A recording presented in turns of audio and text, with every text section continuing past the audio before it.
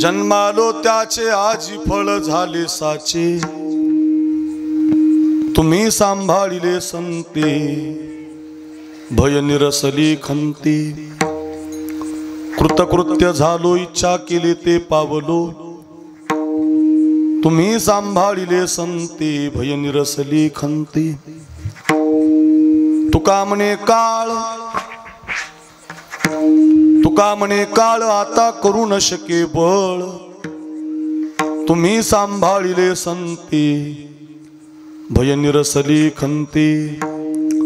महिम्न पारंते परमपिदिशो यत्य सदृशी, स्तुतिर ब्रह्मादीनां तदवसन्नास्त्वयि गिरा। अथावाच्य सर्वस्व सोमति परिणामावधि गुणन्, ममापेश स्तोत्रे हरनिरपवाद परिकरः। शिव भोळा चक्रवर्ती, शिव भोळा चक्रवर्ती, शिव भोळा चक्रवर्ती, शिव भोळा चक्रवर्ती। त्याचे पाय माझे चित्ती, पाय माझे चित्ती, त्याचे पाय माझे चित्ती, त्याचे पाय माझे, त्याचे पाय माझे चित्ती, त्याचे पाय माझे चित्ती। वाचे वदता शिव नाम, वाचे वदता शिव नाम, वाचे वदता शिव नाम, वाचे वदता शिव नाम। बाधी क्रोध काम बाधी क्रोध काम, तयान बाधी क्रोध काम, तयान बाधी क्रोध काम, बाधी क्रोध काम, तयान बाधी शिव त्याचे पाय माझे चित्ती, वाचवता शिव नाम, तयान बाधी क्रोध काम।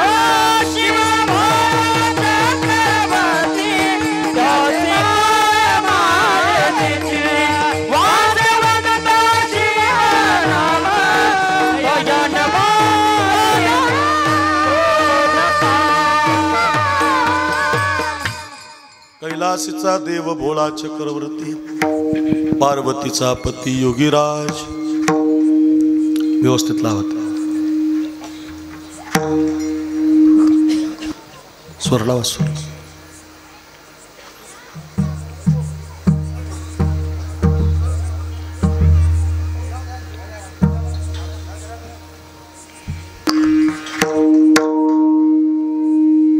मस्तक माझा पायावरी, या वारकरी संतांच्या। श्री संताची माथा चरणावरी साष्टांग हे करी दंडवत। विश्रांती पावलो सांभाळा उत्तरी, वाढले अंतरी प्रेम सुख।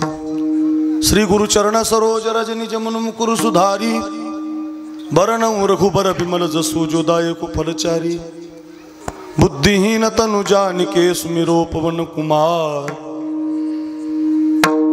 बल बुद्धि विद्या देव मोही हरऊ कलेस बिकार। ये दुख भजन मारुति नंदन, ये दुख भजन मारुति नंदन, सुनला मेरी पुकार पवन सुत, बिनती वारंवार, पवन सुत बिनती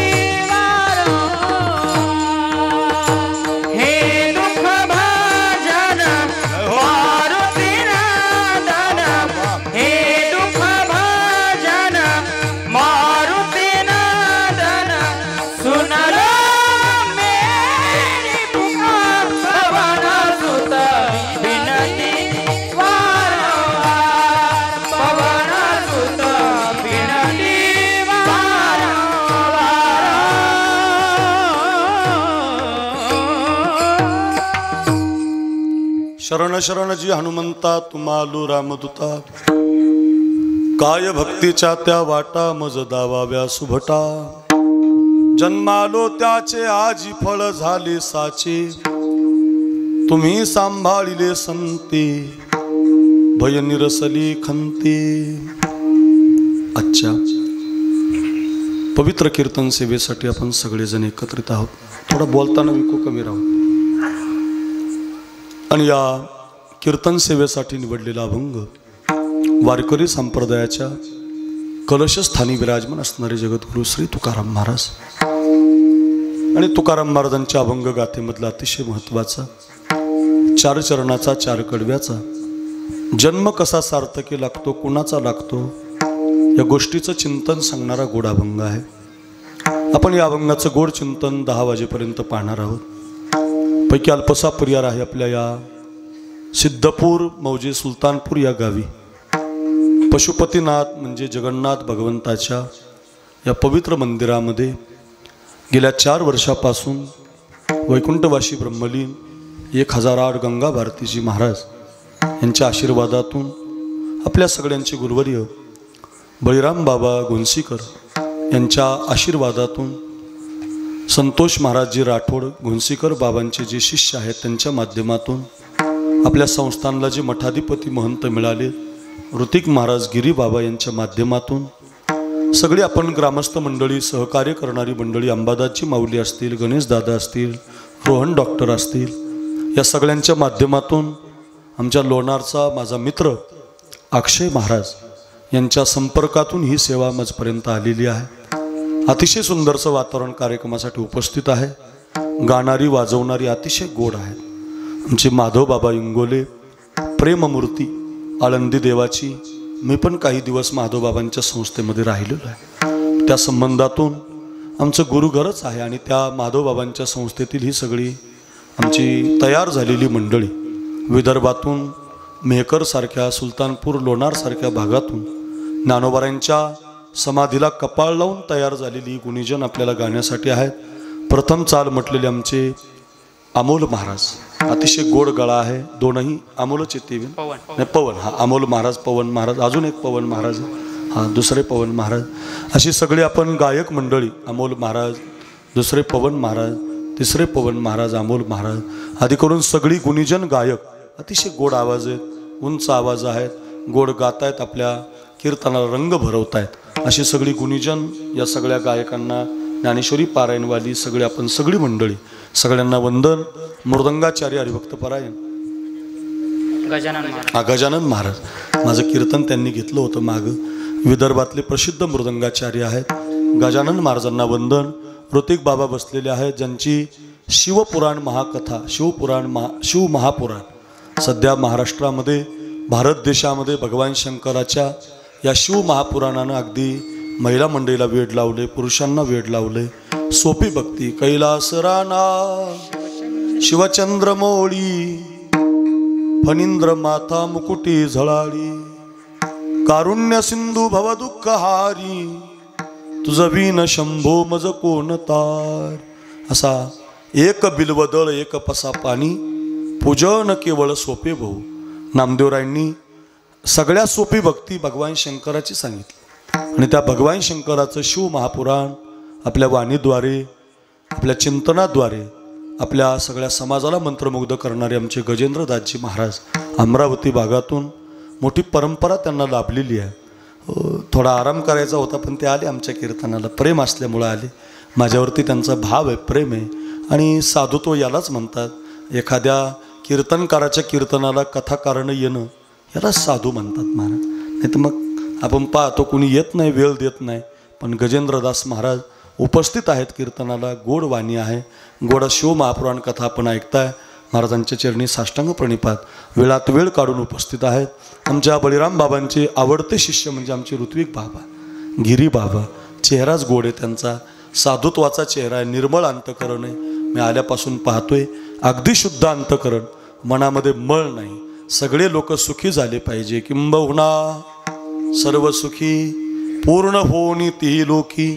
आध्यात्मिक, आधी भौतिक आणि आधी दैविक असे 3च ताप आहेत जगात.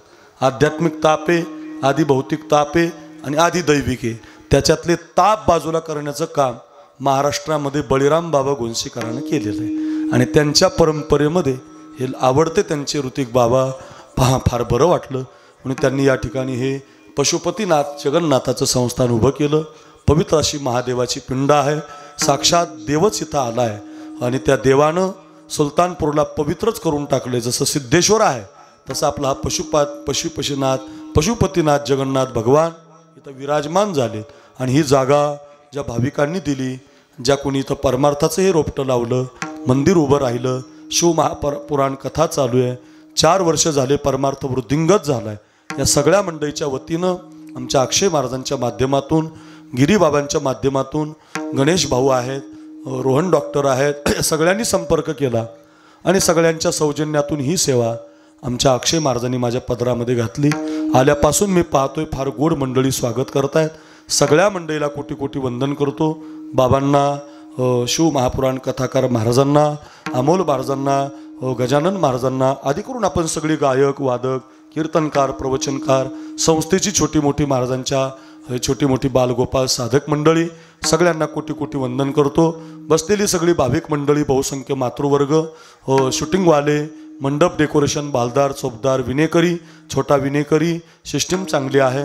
सगळ्यांची नावं घेतली अशी समजतो. बालदार, चोपदार, विनेकरी सहित ज्यांनी तन मन दिलंय, हा कार्यक्रम ज्यांनी 4 वर्षापासून सौजन्य देऊन रंगवलाय, मोठे मोठे कीर्तनकार, मोठी कथा, चटई उचलण्यापासून ते काल्याच्या दहीहंडीपर्यंत बळीराम बाबावरती शिष्य, अगदी शिष्य बनून, संतोष महाराज राठोड यांच्यावरती कृपा शिष्य बनून, आमच्या गिरीबाबांचं शिष्य बनून या भागाला परमार्थ वृद्धिंगत करण्याचं काम आपण सगळीजण करताय.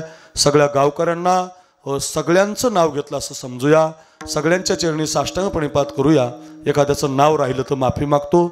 आपल्या अभंगाला, कीर्तनाला सुरुवात करतो. कधी 10 वाजतील तुम्हाला कळणार नाही. इतकं सुंदर कीर्तन आहे. फक्त तुमच्या कानापर्यंत माझा आवाज येतोय. सर्वांगाचे कान करून ऐका. विठाला विठाला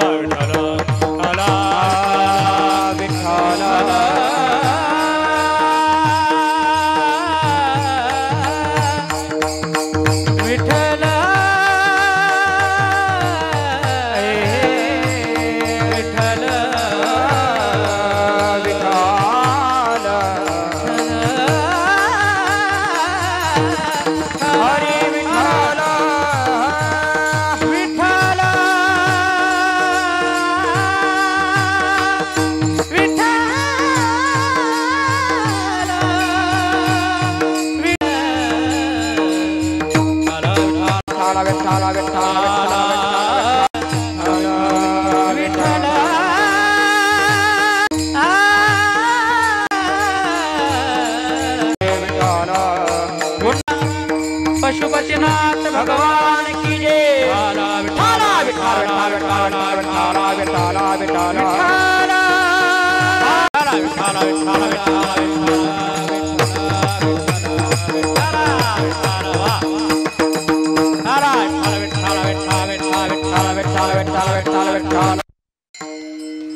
जो अभंग आपण निवडलाय जगद्गुरु श्री तुकाराम महाराजांचा प्रसिद्ध अभंग आहे. जन्म कसा सोन्याचा होतो कुणी केलाय, या गोष्टीचं गोड चिंतन अभंगात आलेलं आहे. मृत्यू लोकामध्ये 3 जन्म आहे. एक तुमचा माझा जन्म आहे, एक साधूचा जन्म आणि एक देवाचा जन्म. 3च जन्म आहेत. एक तुमचा माझा भगवान शंकराचा, आता शिव महापुराण कथेमध्ये आपण ऐकतो, प्रगट झाला देव. पण देवाचाही जन्म आहे, साधूचाही जन्म आहे, तुमचा माझा पण आहे. याच्यात गंमत आहे, तुमचा माझा जन्म सार्थकी लागण्यासाठी मिळालेला आहे. साधूचा आणि देवाचा जन्म सोन्याचा झालेला. साधूनं जन्म सार्थकी लावलाय म्हणून त्यांचे फोटो आपल्या घरात आहेत. पत्रिकेला बळीराम बाबाचा फोटो आहे, गंगा भारती महाराजांचा फोटो आहे, जे साधू ज्ञानोबा तुकोबांचे फोटो आहेत. काय आहेत? जन्म सोन्याचा केला, सार्थकी लागला. आणि आपला जो जन्म आहे सार्थकी लागण्यासाठी मिळाला. आपण सगळी लोणारून आलेली मंडळी असाल, सगळी भाविक ऐकतायत, ऐका. देवाचा जन्म योनी संभव नोहे काही श्रमी, नामयाचा स्वामी प्रगटला, वायोनी संभव प्रगटला हा राघव. ज्या ज्या वेळेला धर्मावरती ग्लानी येते, यदा यदा हि धर्मस्य ग्लानिर्भवति भारत अभ्युत्थानम धर्मस्य तदात्मानं सृजाम्यहं परित्राणाय साधूनां विनाशाय च दुष्कृतां धर्म संस्थापनार्थाय संभवा में युगे युगे जब जब होई धर्म की हानि बाधई असुर अधम अभिमानी। ज्या ज्या वेळेला भक्तावरती संकट येईल, धर्माचं रक्षण करायला कोणी नसेल, त्या त्यावेळेला भगवान प्रगट होत असतो। धर्म रक्षा वया अवतार घेसी, धर्म रक्षा वया अवतार घेसी, धर्म रक्षा वया अवतार घेसी, धर्म रक्षा वया अवतार घेसी, धर्म रक्षा वया अवतार घेसी, धर्म रक्षा वया अवतार घेसी, धर्म रक्षा वया अवतार घेसी, धर्म रक्षा वया अवतार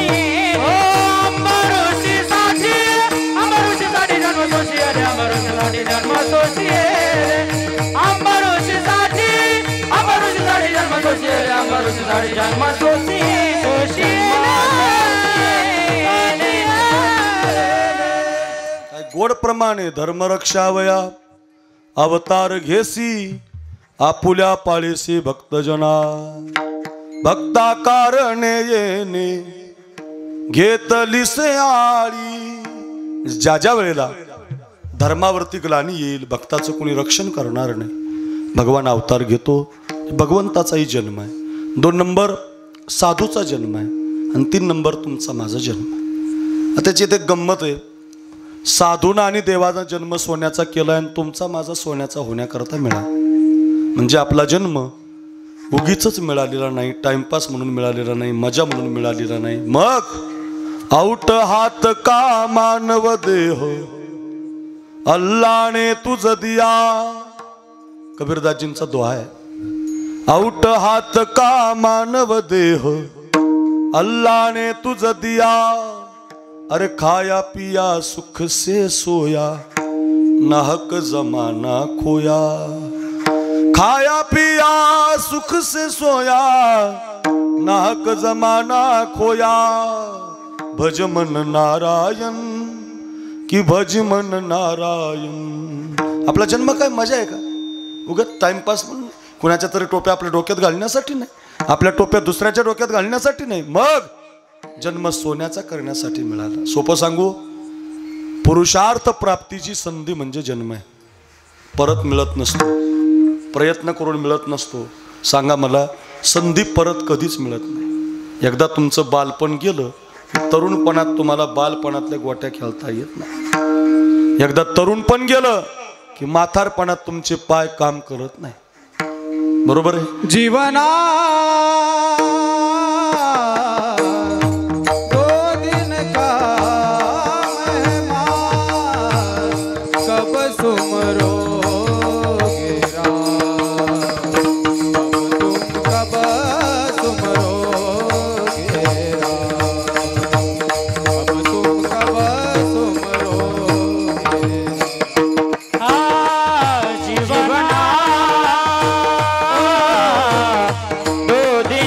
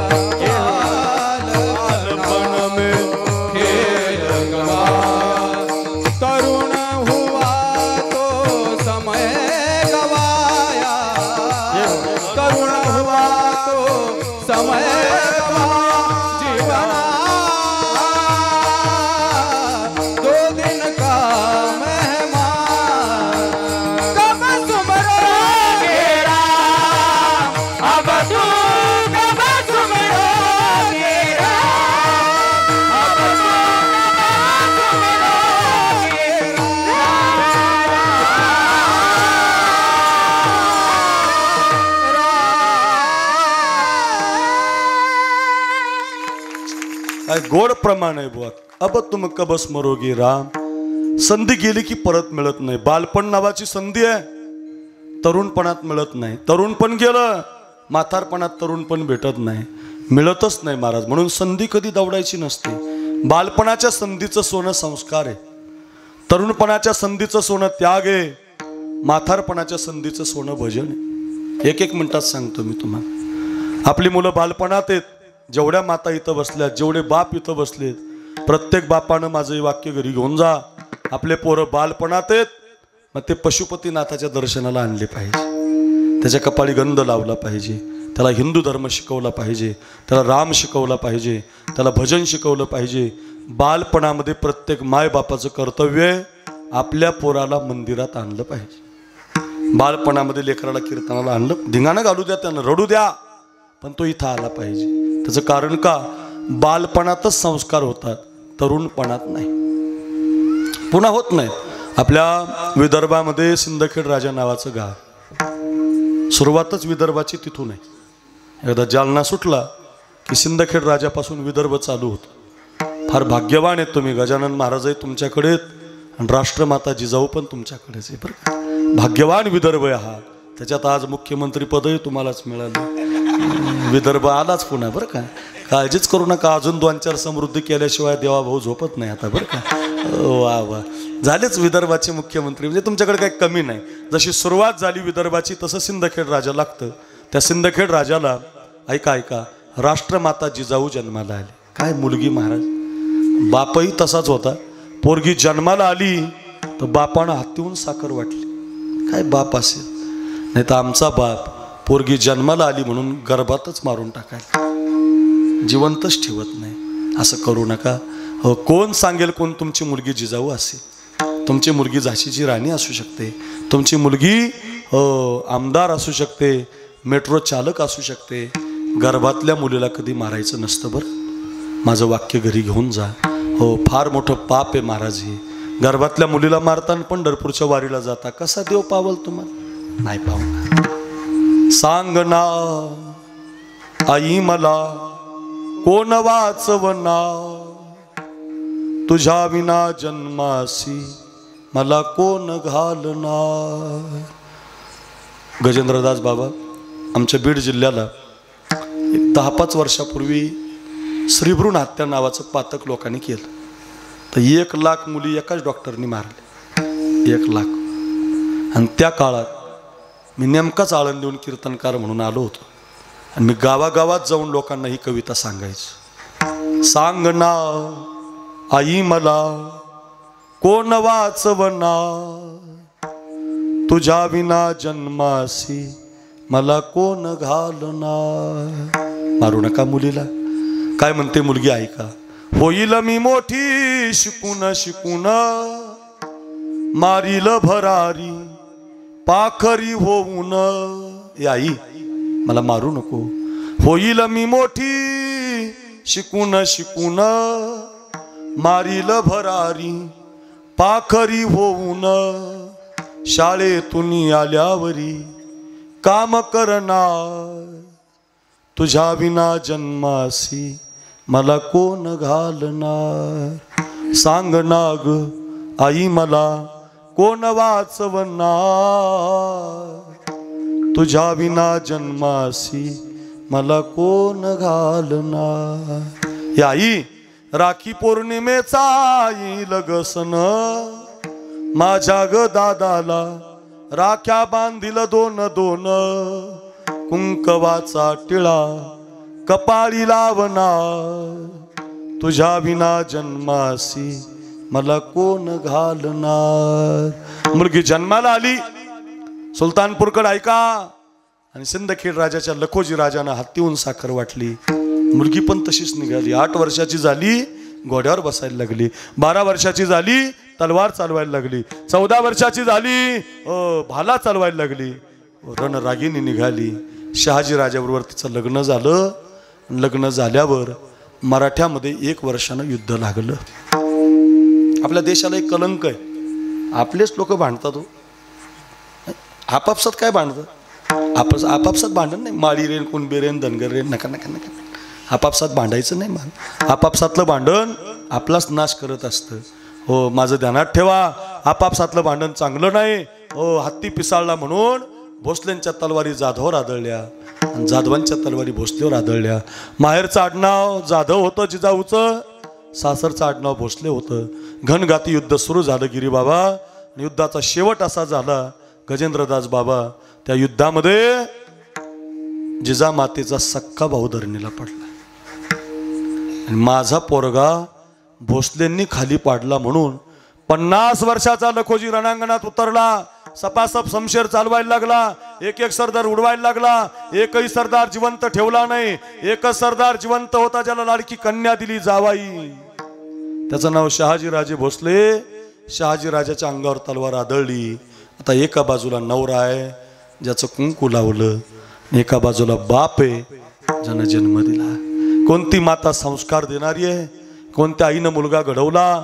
कोणत्या आईचं नाव जगात होत असतं? कोणत्या आईनं मुलाला संस्कार दिलेत? कुणाच्या पोटी शिवाजी महाराज जन्माला येतात, कुणाच्या पोटी संस्कार जन्माला येतात. हे घरी घेऊन जा. हे साखरे महाराजाचं कीर्तन आहे. एका बाजूला बापाची तलवार, एका बाजूला नवऱ्याची तलवार. आता बाप तरी मरतोय, तर नवरा तरी मरतोय.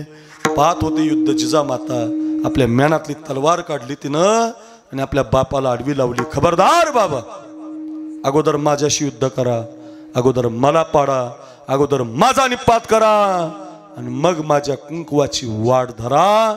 अशा वाघिणीच्या पोटी वाघ जन्माला येतो, लक्षात ठेवा. कुणाच्याही नाही महाराज, कुणाच्याही नाही. काय वाघीण असेल? बापाला तलवार आडवी लावली. माझा स्नेह संपला तरी चालेल, माझं माहेर संपलं तरी चालेल, पण माझा पातिव्रत्य धर्म, माझं कुंकू वाचलं पाहिजे. काय माता आहे महाराज. ज्या बापानं हत्तीहून साखर वाटली त्याला आडवी तलवार लावली धर्मासाठी. काय काय माता आहे. आणि मग तिच्या पोटी शिवाजी महाराज जन्माला आले. महाराज कोणाच्याही पोटी येत नसतात. आपली बायको 4-5 दिवस माहेरी जाऊ देऊ नका. तुम्हाला माहिती नाही माझं लग्न झालेलं आहे. बायको जर माहेरी जाऊ दिली नाही ना सणाला तर कुम्मट तोंड करते. कुम्मट. चहा नाही, पाणी नाही, जेवण नाही. लाईट जाते तिची. लाईट फ्यूज उडून जातं तिचं. आपल्याकडे ती बघत नाही. कल्पना करा, माहेरी जर बायको जाऊ दिली नाही, ज्याचं लग्न झालं त्याला कळालं हे ऐका, तर ती आपल्याला बोलत नाही, पाणी देत नाही. इथं बापाला तलवार आडवी लावली का? संस्कार जन्माला घालायचे महाराज. याला भाग्यवान माता म्हणतात बरं. आईच्या गर्भात उमगली, अशी आई लागते त्याला. आईच्या गर्भात उमगली झुंजाराची रीत, तलवारीशी लगीन लागल जडली वेडी प्रीत. लाख संकटे झेलून घेईल अशी पहाडी छाती. हे कुठं जन्माला येतात शिवाजी महाराज? कुठं जन्माला येतात संभाजी महाराज? हे अशा आईच्या गर्भात जन्माला येतात. बालपणामध्ये संस्कार द्या गड्या. प्रत्येक बापाला विनंती, प्रत्येक आईला विनंती, मायबापांनो आपल्या पोरांना बालपणात संस्कार द्या. त्याला इथं कथेला आणा, त्याला भगवान शंकर ऐकू द्या, त्याला ऋतिक बाबाचं दर्शन घेऊ द्या, त्याला इथं कथा ऐकू द्या, इथं त्याला जिजाऊ ऐकू द्या, भगतसिंह ऐकू द्या, तानाजी ऐकू द्या. बालपणामध्ये संस्कार द्या. बालपणाच्या संधीचं सोनं संस्कार आहे. चला पुढे. तरुणपणात आलात तुम्ही. तरुणपण काय? केतन, किंग, टायगर, वजीर, बाबा, हिरा, गोवा, पृष्ठवाल, गोल्डफ्लॅ, क्लासिक, उडंगरम, पनामा, कोंबडा, मजूर आहे का तुमच्याकडे? आहे हे नाही? विदर्भात नाही हे? चांगलं गाव आहे. कुठं नाही महाराज? हे सगळीकडे महाराज. मराठवाड्यात आहे, खानदेशात आहे, विदर्भात आहे. 10च्या 4 बाबा होत्या, 2 झाल्या. 10च्या 4 गोवा होत्या, 2 झाल्या. 3ची ब्रिस्टॉल 15 रुपयाला झाली. 15. तरी पोरग 3रीच हाणतंय. बापाला म्हटलं ना तुमचं पोरग लय पुड्या खातं. मग आपलंच आहे बिनलाजा, बांधून बाप हाणला पाहिजे. काय नवल आहे महाराज. त्याचा सुद्धा अभिमान लोकाला आहे. नाही रे बापांनो, तरुणपणामध्ये त्याग केला पाहिजे. तरुणपणातला त्याग बघा. वयाच्या 22 वर्षापर्यंत माझ्या माऊलीचा त्याग आहे. 42 वर्षामध्ये तुकोबारायांचा त्याग आहे. हो, भगतसिंहाचा त्याग 23 वर्षाचा आहे. चंद्रशेखर आझादाचा त्याग तरुणपणातला आहे. सावरकरांचा त्याग तरुणपणातला आहे. सांगू द्या गड्या, जेवढे शूरवीर झालेत सगळ्यांचे त्याग तरुणपणातले. शंभू बाळाचा त्याग तरुणपणातला आहे, छत्रपती शिवाजी महाराजांचा त्याग तरुणपणातला आहे. तरुणपणामध्ये त्याग केला पाहिजे. तरणा भाग्य तरणा भाग्यवंत, तरणा भाग्यवंत, हो तरणा भाग्यवंत, तरणा भाग्यवंत, हो तरणा भाग्यवंत, तरणा भाग्यवंत, तरणा भाग्यवंत, तरणा भाग्यवंत, हो तरणा भाग्यवंत. नाट्य हरी कीर्तनात, नाट्य हरी कीर्तनात, तरणा भाग्यवंत. नाट्य हरी कीर्तनात, नाट्य हरी कीर्तनात, नाट्य हरी कीर्तनात, कीर्तनात नटे नटे, हो तरणा भाग्यवंत, तरणा भाग्यवंत, हा तरणा भाग्यवंत, हो तरणा भाग्यवंत, तरणा भाग्यवंत, तरणा भाग्यवंत, हो तरणा भाग्यवंत, तरणा भाग्यवंत, तरणा भाग्यवंत. गोड प्रमाण देतात महाराज मंडळी, अगदी गोड. तरणा भाग्यवंत, तरुणपणात त्याग केला पाहिजे. वयाच्या 22व्या वर्षी त्या भगतसिंहाला पाहायला पाहुणे आहेत. तुमच्याकडे पाहुणे येतात? पाहुणे येतात का? पाहुणे मुलाला पाहायला कमी झाले ना, कमी झाले सगळीकडेच कमी झालेत महाराज. ते म्हटले आणावं लागतात. बरोबर आहे, बरोबर आहे, काय फरक नाही त्याच्यात. त्याचं कारण काय झालं, मग पूर्वी मुलीचं लग्न 18व्या वर्षी व्हायचं ना मुलाचं लग्न 23-24व्या वर्षी व्हायचं. आता 35, 38, 40, काही 40चे नवरदेव आहेत. बाबांकडे येत असतील, विचारा तुम्ही. लग्नच होत नाहीत महाराज. त्याचं कारण काय? मुली मारल्या ना महाराज. आता मुलीची आणि मुलाची संख्या घटत गेली, मग कसं होणार ते महाराज? असंच आहे, आपलं पाप आपल्याला भोगावं लागत असतं. आपण निसर्गाची हानी केली की दुष्काळ पडत असतो. आपण संसाराची हानी केली की संसार आपल्यावर कोपत असतो. बदला घेतो काळ, नियती बदला घेत असते. तुम्ही जसं वागाल तसा बदला नियती घेत असते. त्याच्यावर स्वतंत्र कीर्तन होईल आपलं, जाऊ द्या. अर्थ असा, त्या भगतसिंहाला पाहायला पाहुणे आले होते. घरामध्ये पाहुणे आले म्हणून त्यांच्या आईनं विचारणा केली, कशासाठी आलात? म्हटलं तुमचा मुलगा लग्नाचा आहे, तुमच्या मुलाला पाहायला. असं का? अरे भगत इकडे, हे पाहुणे तुला पाहायला आलेत. ही 50ची नोट घे, बाजाराची पिशवी घे, गावामध्ये जा आणि आपल्याला बाजार करून आण. हे पाहुण्यांना जेवू घालावं लागतं. त्या भगतसिंहानं आईच्या हातातली 50ची नोट घेतली, बाजाराची पिशवी घेतली, बाजाराच्या रस्त्याकडे निघाले. बाजारात गेले. लोणारच्या, सुलतानपूरच्या अक्षय महाराज बाजारात, आता तुमच्या दुकान आहे, बाजारात गेले. किराणा घ्यायचा होता आणि त्या पिशवीकडे बघायचे, नोटेकडे बघायचे. 50 रुपयाची नोट बघायचे, हातातली पिशवी बघायची आणि विचार करायचे, या 50चा बाजार जर मी केला तर हा बाजार घरी जाईल. आई या बाजाराचा स्वयंपाक करेल. आईनं स्वयंपाक केला तर पाहुणे जेवण करतील. पाहुणे जर जेवले तर मला पसंत करतील. मी जर पसंत झालो तर माझं लग्न जमेल. लग्न जर जमलं तर मला बाईचं ऐकावं लागेल. तुमच्या विदर्भात कसं आहे? अहो इथं कीर्तन केसरीला ऐकावं लागतं. तुमचं काय महाराज, कुणालाही ऐकावंच लागतं महाराज. त्याचं कारण काय? रथाचे 2 चाकं म्हणजे नवरा बायको आहेत. तसं मागं पुढं चालत नाही. आता ते समान चाललं तर मग चालतात. भगतसिंहानं विचार केला, मला बाईचं नाही ऐकायचं. का? वयाच्या 10व्या वर्षी मी जालियानवाला हत्याकांड पाहिलं होतं. इंग्रजानं बेछूट गोळ्या सोडल्या होत्या. हजारो हिंदुस्थानी लाल मातीमध्ये पडले होते आणि ती लाल माती पंजाबची मी हातामध्ये घेतली होती आणि शपथ घेतली होती, भारत मा, मी तुझा बदला घेईल मा. आज तर माझ्यावर वेगळीच पाळी आली. आज जर मी लग्न केलं तर माझी शपथ बाजूला राहील. आता वय वर्ष 23 लागलं होतं आणि भगतसिंहानं बाजाराची पिशवी फेकून दिली. 50ची नोट खिशामध्ये घातली. परत घरी नाही आले. ते स्वतंत्र क्रांती सेना नावाच्या पक्षामध्ये गेले. इंग्रज चले जाव, इंग्रज हटाव या मोहिमेअंतर्गत त्यांनी मोठं काम केलं आणि त्या काळात त्यांच्याकडून संसदवरती बॉम्ब पडला आणि इंग्रज सरकारने त्यांना लाहोरच्या कारागृहामध्ये जेरबंद केलं आणि त्यांना फाशीची शिक्षा जाहीर झाली. ऐका रे, आता फाशी 10 दिवसावर आली, आता फाशी 4 दिवसावर आली, आता फाशीचा दिवसच उजाडला आणि जेलर आणायला गेला जेलर. ऐका गड्या, जेलर आणायला गेला होता. तरण्या बांडपोरांना फासावर द्यायचं होतं. जेलर सुद्धा रडत होता आणि ज्याला फासावर द्यायचं होतं त्यांच्याकडे आणायला गेला. पाहतो तर काय, त्या बंद खोलीमध्ये ज्यांना फासावर जायचे ते व्यायाम करत होते. सूर्यनमस्कार, बैठका, दंड ठोपटत होते. जेलरनं डोक्याला हात लावला. जेलर म्हटला, हे भगत, हे सुखदेव, हे राजगुरू, अरे व्यायाम काय करता? व्यायाम बॉडीसाठी असतो राजा, बॉडी जगण्यासाठी असते. मी तुम्हाला न्यायला आलोय, 1 तासानं फासावर जायचंय, व्यायाम करून फायदा काय? काय उत्तर आहे त्या भगतसिंहाचं? घरी घेऊन जा. भगतसिंह म्हटले, बरोबर आहे जेलर, व्यायाम बॉडीसाठी, बॉडी जगण्यासाठी. तुम्ही आलात न्यायला, 1 तासानं आम्हाला मरायचंय, आमचा काय फायदा व्यायाम करून? बरोबर आहे. पण जेलर काय म्हटले, आमच्या घरी आमची आई आहे, ती बिचारी पशुपतीनाथाची, जगन्नाथाची भक्त आहे, शिवमहापुराण कथेची ती भक्त आहे. साधी आमची आई, कुंकू लावणारी आहे, डोक्यावर पदर घेणारी आहे, गरीब आहे बिचारी, शेतामध्ये काम करणारी. पण आमची आई रोज देवाची पूजा करते. आणि देवाची पूजा करायला वेगवेगळ्या झाडाची टोपलीभर फुलं तोडून आणते. आणि आमची माय तिच्या देवाला त्या टोपलीतले सगळे फुलं वाहत नाही.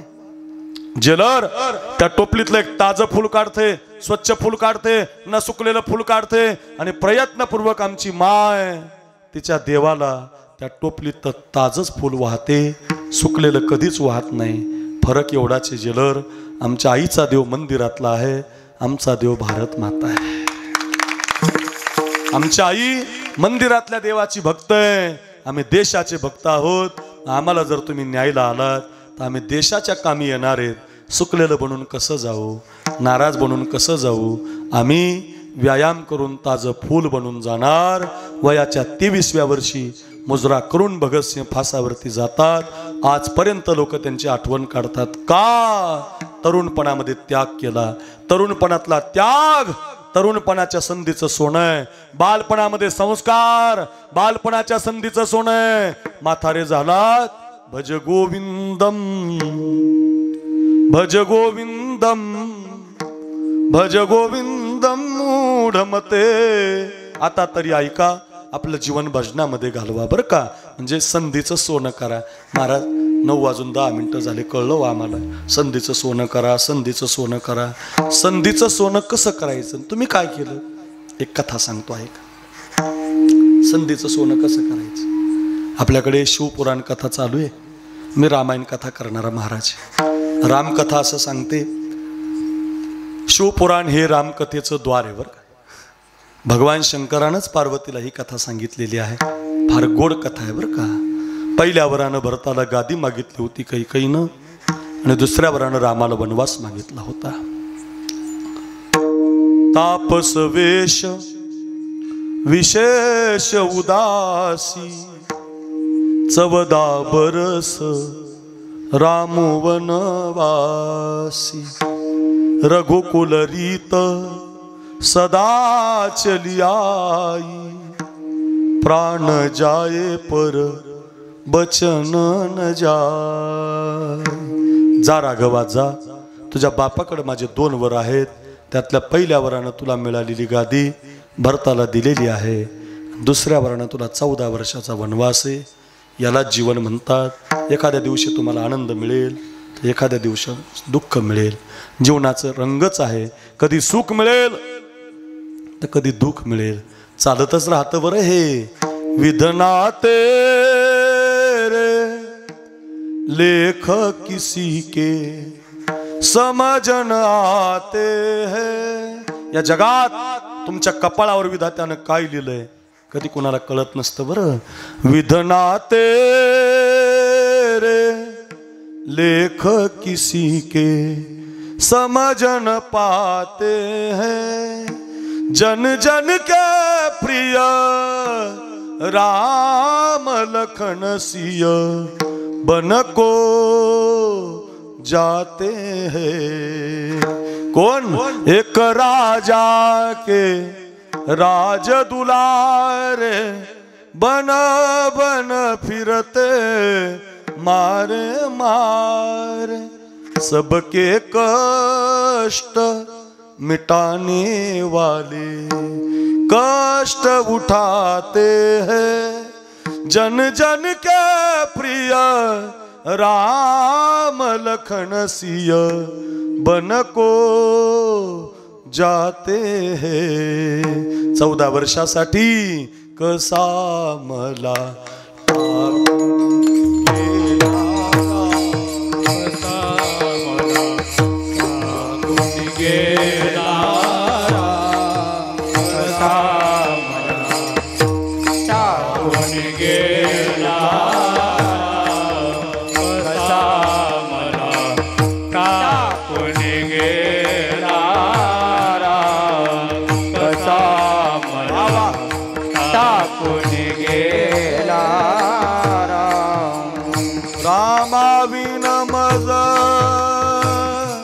चैन पडना हे रामा हे रामा हे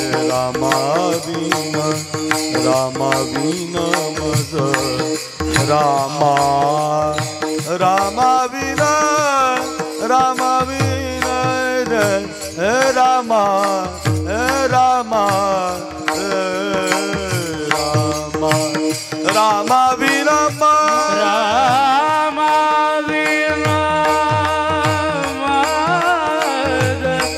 वर्षासाठी वनवासात निघाले रामा विना माझा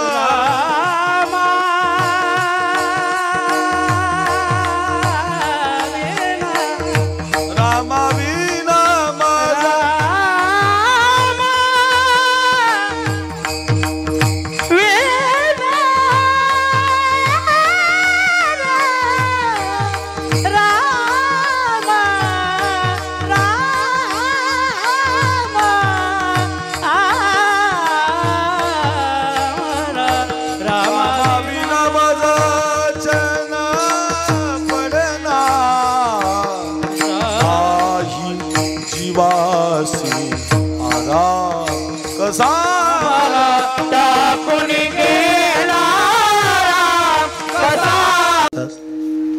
सीतामाई सुद्धा असते आणि त्या नावाड्याला प्रभू हाक मारतात. हे नावाडी अरे अलीकडे, तो पलीकडच्या काठचा नावाडी अलीकडच्या काठाला येतोय. माझ्याकडे बघा, फार सुंदर कथा आहे. संधीचं सोनं कुणी केलंय ते कळेल. हो, आपल्याला अभंगाच्या पहिल्या चरणाकडे जायचंय. कुणी जन्म सोन्याचा केलाय, कुणाचा जन्म सार्थकी लागलाय.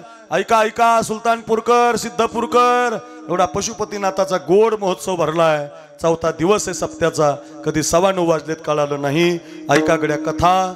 मग आता तो पलीकडचा नावाडी अलीकडच्या काठाला आला, नावेतून खाली उतरला आणि प्रभूने त्याला हात जोडले. हात कोणी जोडले बाबा? हात कोणी जोडले? देवाने.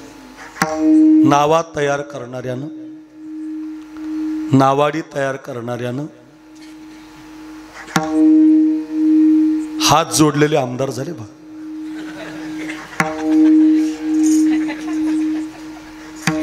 आमदार एवढं जरी शिकलात तरी फार झालं. हात जोडावं, नम्र व्हा. माणसं लय तैड झाले, छाती काढूनच चालत. लहानपण देगा देवा. लहान आहेत का तुकाराम महाराज? लहान आहेत. तुकाराम महाराज लहान आहेत. अरे 2-4 अभंग येतात आम्हाला. हा, तर तुम्ही आम्हाला तळ हाताच्या फोडाप्रमाणे काय अक्रूर महाराजाचा आवाज, काय कीर्तन, ओ गाथा लिहिलाय. पण काय म्हणतात बघा. लहानपण देगा देवा, मुंगी साखरेचा रवा. आम्ही लहान असलं पाहिजे, लहान असलं पाहिजे. उंच किती व्हा, किती मोठे व्हा, मोठं व्हायला विरोध नाही. सोन्याची बिस्किटं कमवा, काही विरोध नाही त्याला. खूप श्रीमंत व्हा, पण तुमचे पाय जमिनीला असो. लहान असलं पाहिजे. प्रभू रामचंद्रानं हात जोडले आणि त्या नावाड्याला म्हटले, काय रे नाव तुझं? तो म्हटलं, माझं नाव केवट आहे. काय सुंदर नाव आहे रे तुझं. हे नावाडी, हे केवट. मी राम आहे, हा माझा भाऊ लखन आहे, ही माझी पत्नी सीता आहे. आम्हाला पलीकडच्या काठाला जायचंय बाबा, तुझ्या नावेची गरज आहे. तर तो केवट म्हटलं, तुम्हाला नाव पाहिजे होय? म्हटले हो, त्याच्यासाठीच तुला बोलवलं. तर तो नावाडी म्हटलं, मला तुम्हाला नाव द्यायची नाही. काय म्हटलं नावाडी? मला तुम्हाला नाव द्यायची नाही. जगातला पहिला माणूस आहे बरं का देवाला नाही म्हणणार. आपण देवाच्या बायकोला सुद्धा नाही म्हणत नाही.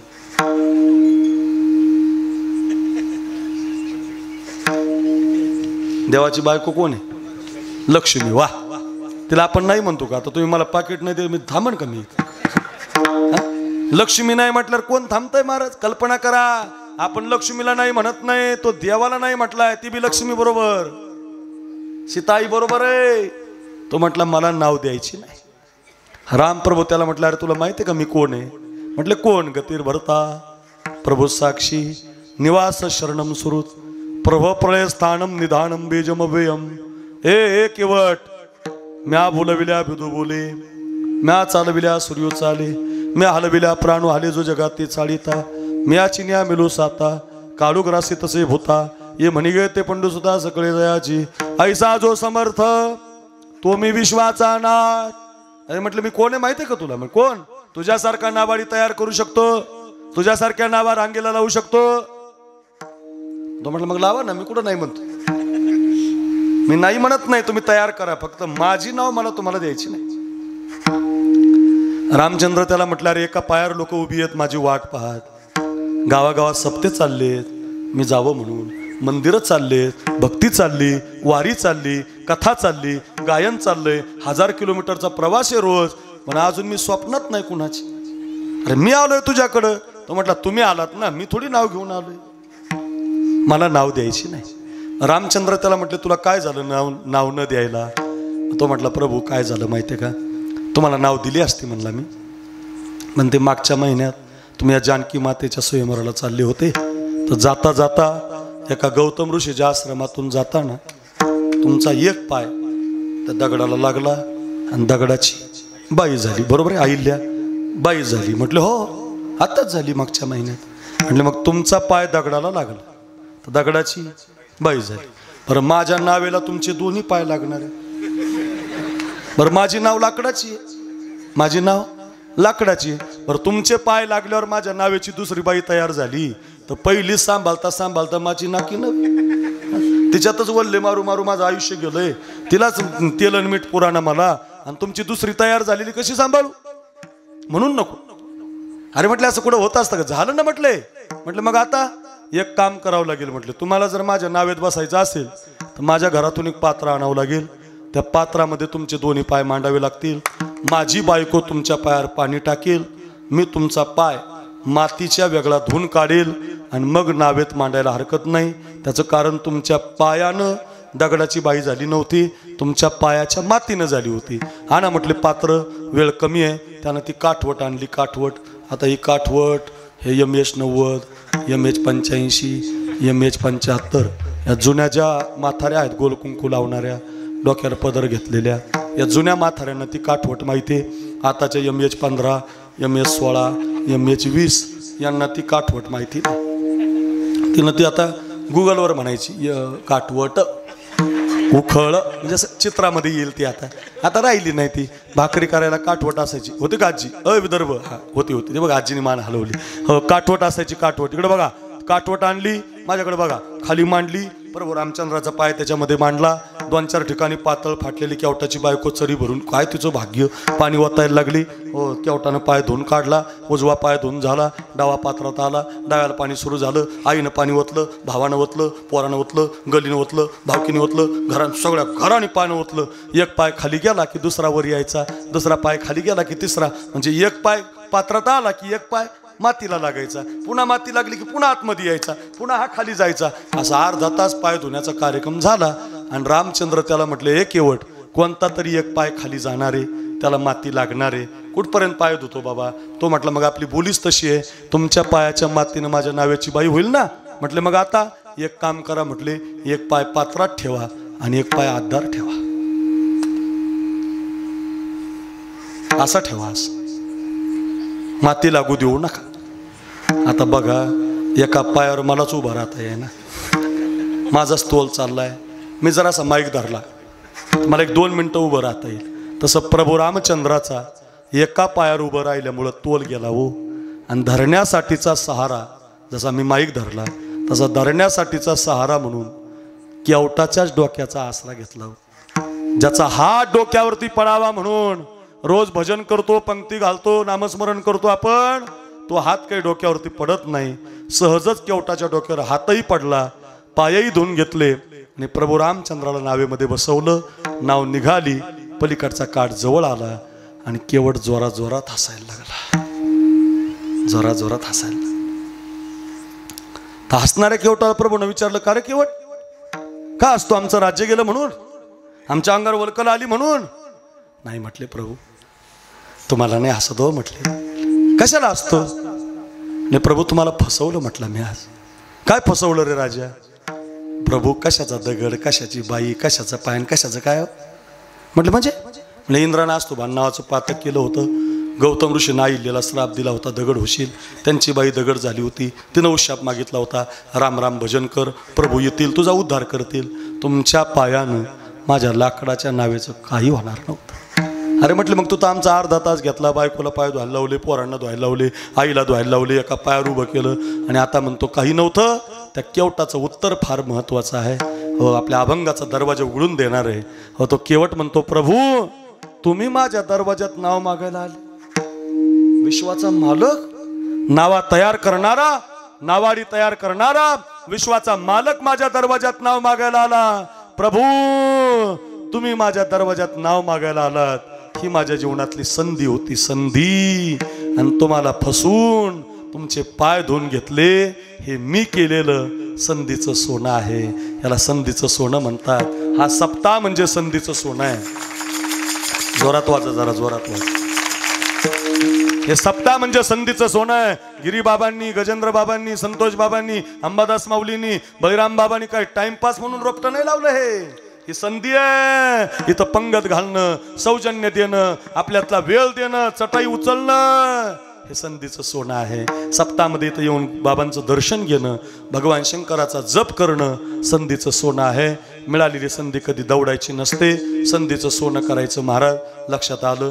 तुम्ही संधीचं सोनं केलं म्हटले, मग बरवी हे वेळ सापडली संधी, साय झाली बुद्धी संचिताची. आणि आम्ही संधीचं सोनं केल्यावर मग तुम्हाला काय मिळालं?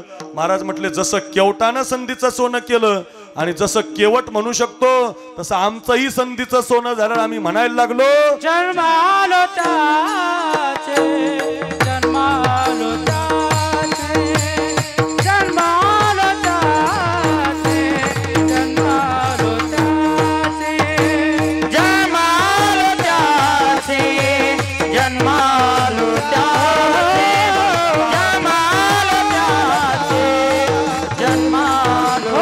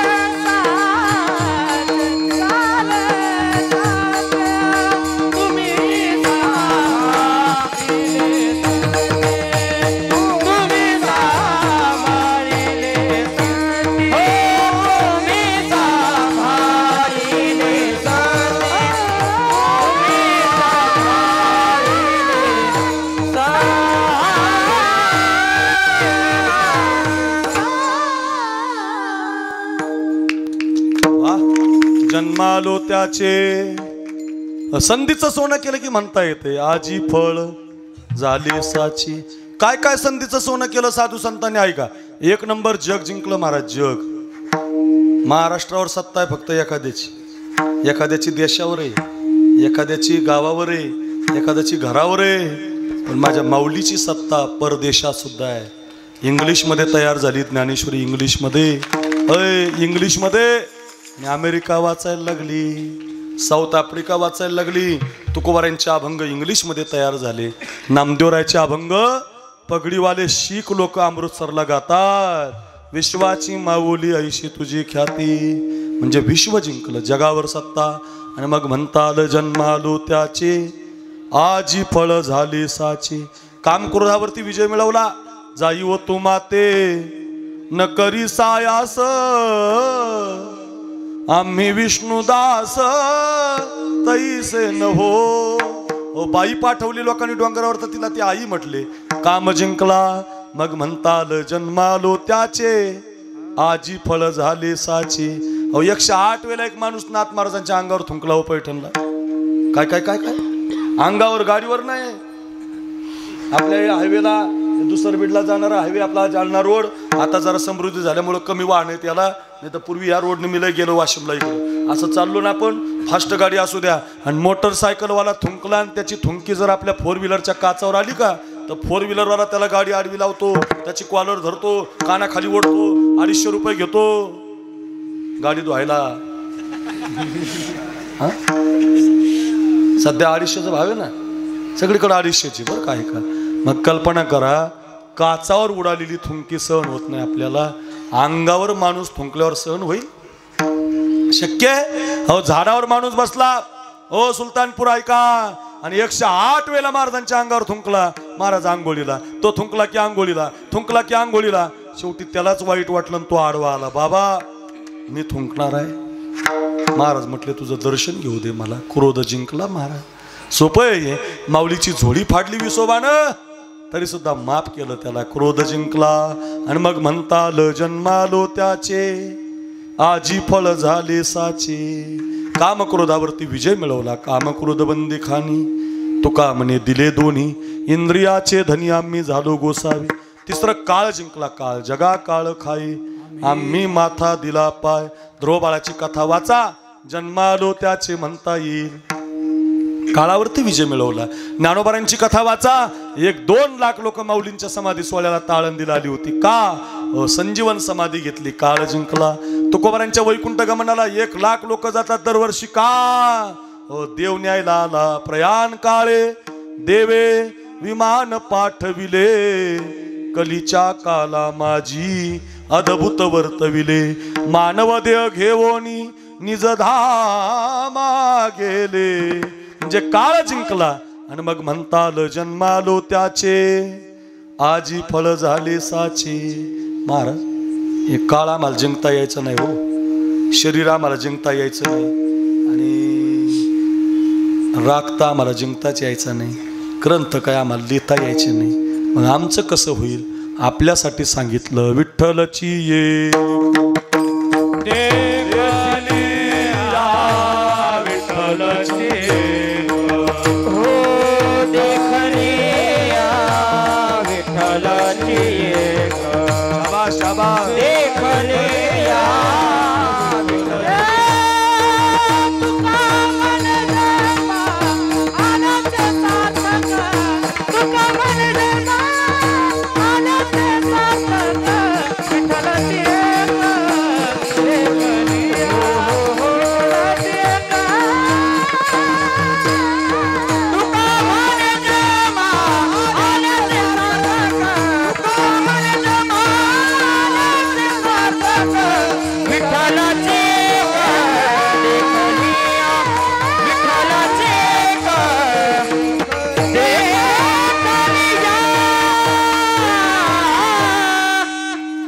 करायची गरज नाही पोरांनो.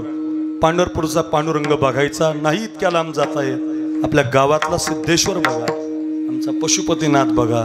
एकदा देव पाहिला रे पाहिला, तुका म्हणे जन्मा आल्याचे सार्थक, विठ्ठलची एक देखलिया जन्मा आलो त्याची. म्हणताय तुम्ही कधी पंढरपूरला गेले ना,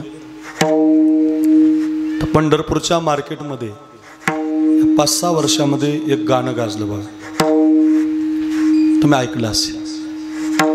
एका वेश्येची मुलगी भक्ती करून धन्य झाली, कानोपात्रेला देवान मंदिरात जागा दिली, संत चोखोबा शेजारी आहे नामदेव पायरी, धनी मलाही दाखवाना विठुरायाची पंढरी असं म्हणत जा नवऱ्याला, म्हणत असं म्हणत जा. चला हो धनी चला, धनी मलाही दाखवा ना विठुरायाची पण. लय जुन्या काळातले गाणे गोड असायचे. त्याचं कारण सांग का काय होतं, आपल्यातून निघायची, या संप्रदायातून तयार व्हायची. पूर्वीचा मास्तर कीर्तन ऐकायला यायचं, कथा ऐकायला यायचं, आणि शिक्षक कीर्तन ऐकायला आला की कीर्तनात ऐकायचा तो. लेकुराचे हित वाहे माऊलीचे चित्त, ऐशी कळवळ्याची जाती, करी लाभावी न प्रीती, पोटी भार वाहे त्याचे सर्वस्व ही साहे. मातेची या चित्ती अवघी बाळकाची व्याप्ती, देह विसरे आपुला जवळी घेता शिन गेला. कुठं ऐकायचं, कीर्तनात. आणि मास्तरनी हे अभंग ऐकले, त्या मास्तरच्या हृदयामध्ये गिरीबाबा कविता सुचायची. अभंग ऐकून म्हणायचं ते, आई ग थोर तुझे उपकार. अभंगाचाच अर्थ आहे हा. आई ग थोर तुझे उपकार, 9 महिन्यांनी 9 दिवसांनी केले कृतार्थ जन्म देऊनी. 9 महिन्यांनी 9 दिवसांनी केले कृतार्थ जन्म देऊनी. देऊनी थोर मला संस्कार, आई ग थोर तुझे उपकार. काय कविता म्हणायचं मास्तर.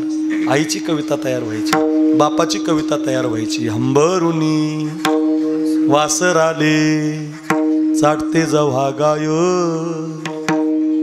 तव्हा मले गायीमध्ये दिसती माझी माय. तुमच्या विदर्भातली कविता आहे. आया बाया सांगत होत्या होतो जवा तान्हा, दुष्काळात माईच्या माझ्या टला होता पान्हा. पिठामंदी पाणी टाकून मला पाजत जाय, तव्हा मले पिठामध्ये दिसती माझी माय, दिसती माझी माय, दिसती माझी माय. काय कविता महाराज. आई सांगणारी, बाप सांगणारी, मंदिर सांगणारी, देश शिकवणारी. आम्हाला होती बघा कविता. खरा तो एकची धर्म जगाचे बांध कोरावे. अशी नाही तुमच्याकडे नाही असं. मग खरा तो एकची धर्म जगाला प्रेम अर्पावे. काय कविता, फार गोड. जहा डाल डाल पर सोने की चिड़िया करती थी बसेरा, ओ भारत देश है मेरा, ओ भारत देश है मेरा. आता राहिलं नाही असं. माझा पोरगा 7वीला शाळेत. मी त्याला एक दिवस सहज विचारलं, तुला मास्तर काही कविता वगैरे शिकवतो का? म्हटलं हो. म्हटलं म्हण बरं. त्यानं लगेच सुरू केलं, जानी जानी येस पप्पा इट इश. घेत आपण मराठी माणसे, मराठी म्हण मराठी. बाबा पोरग म्हटलं मराठी तर लय भारी येते बाबा, म्हण बरं मराठी. आता मराठी कविता म्हटल्यावर मला लय आनंद झाला. मी सोफ्यावर बसलो, आमची बायको शेजारी, भाऊ शेजारी, भावाची बायको शेजारी, आमची आई शेजारी. पोरग इन बिन करून आलं, थाटात उभं राहिलं आणि पोरानं कविता सुरू केली. तुम्ही फक्त ऐका, माझ्याकडे बघा. पोरग कविता म्हटलं, पप्पा सांगा कुणाचे, आणि पप्पा माझ्या मम्मीचे, मम्मी सांगा कुणाची, मम्मी माझ्या पप्पाची. बायको लागली माझ्याकडे बघायला, मी लागलो तिच्याकडे बघायला. अरे म्हणलं पोरग तर बिघडलं आपलं. अरे एवढ्यावर थांबलं नाही ते. एवढं म्हणल्यावर मला दम नाही निघाला. मी 12 गावचा पाणी पिणारा महाराज. मी खालून कोरस केला त्याला, लेकर कोण्या भूताचे. काय कविता हे काय हे, काय माणसं ऐकते.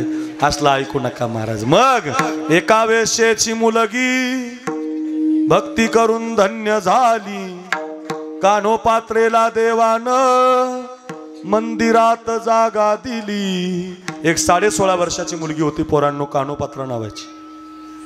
इतकी सुंदर होती दिसायला. अजून तिच्या एवढी सुंदर मुलगी जन्माला आली नाही. कोणी म्हणावं आमचा जन्म सोन्याचा झाला, ऐका रे सुलतानपूरकर, आमच्या गिरीबाबांनी, अक्षय महाराजांनी, आमच्या गणू भाऊंनी, हो या सगळ्या मंडळींनी आम्हाला इथं आमंत्रण दिलंय. कधी 9:30 वाजून गेलेत आपल्याला कळालं नाही. एवढं गोड कीर्तन चालू आहे. 10 वाजून 1 मिनिट सुद्धा मी हो देणार नाही. 10 वाजून 5 मिनिटाला मी गाडीत बसत असतो, माझा नियमच आहे. म्हणून तर 7:45ला चालू करायला लावलं. तुम्हाला संपलं कधी कळणार नाही, फक्त माझं ऐका.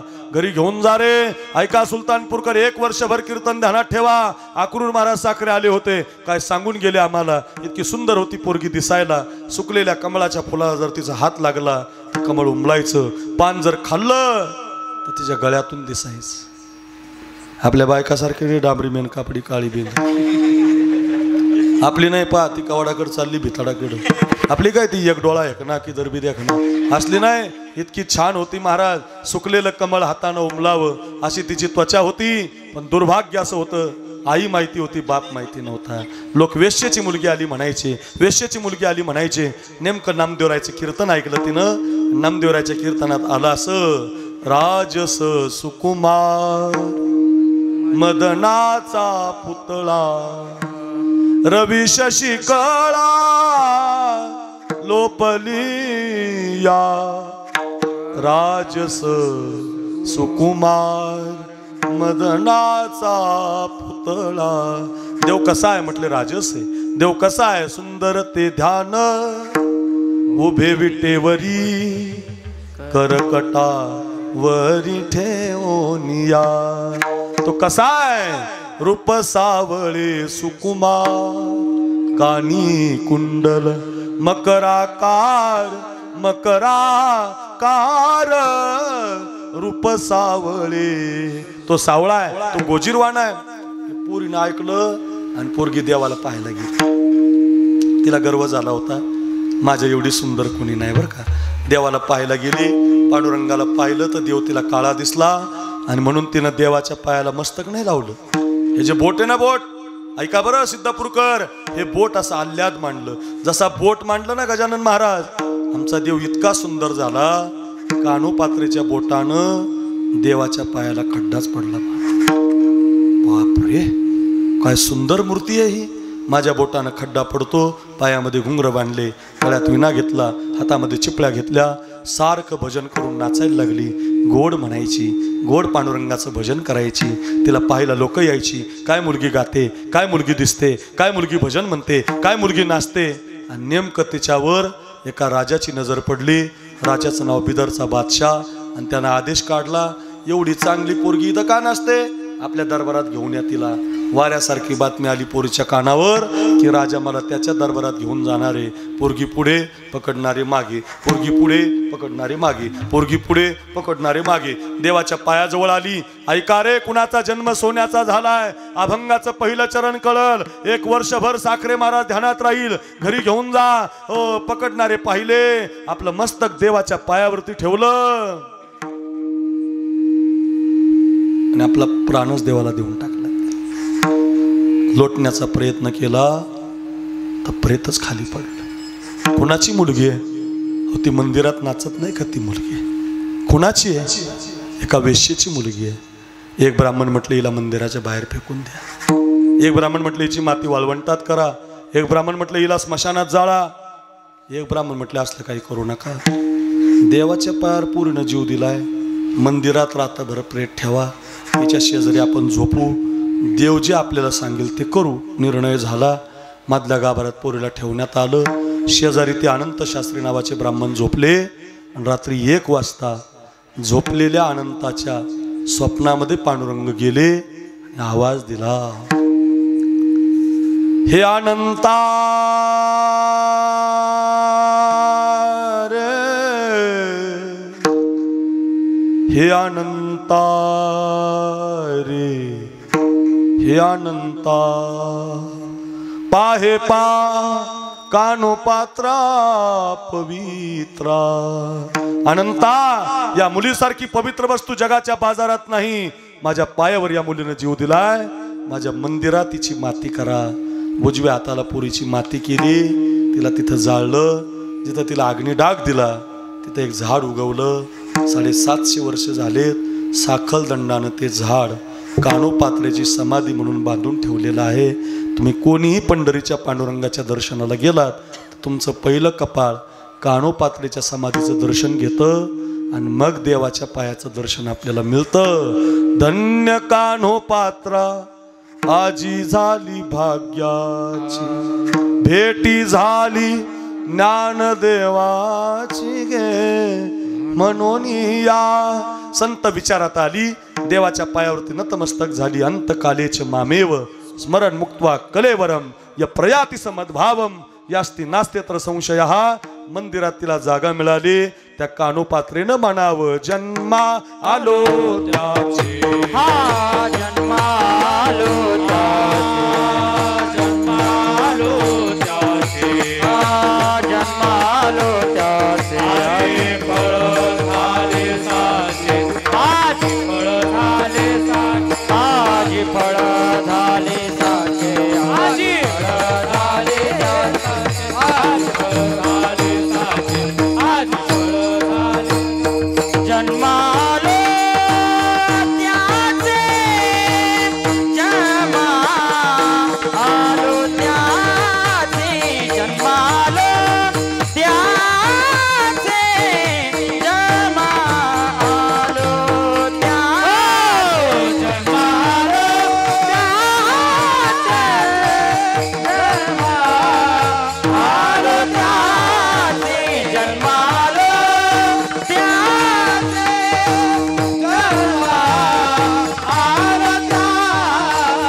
आजी फळ झाले साचे, आजी फळ झाले साचे, आजी फळ झाले साचे,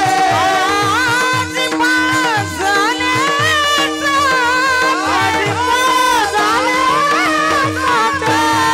तुम्ही सांभाळिले साचे, तुम्ही सांभाळिले साचे, तुम्ही सांभाळिले साचे, तुम्ही सांभाळिले साचे.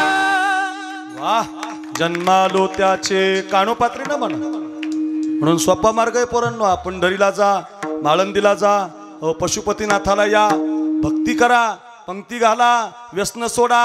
हो, जन्मालो त्याचे तुम्हाला म्हणता येईल. आज 5,000 पोर आमच्या बाबांनी घडवली महाराज.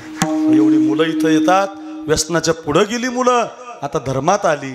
कोण म्हणणार नाही, म्हणता येतं जन्मालो त्याचे, आजी फळ झाले साचे.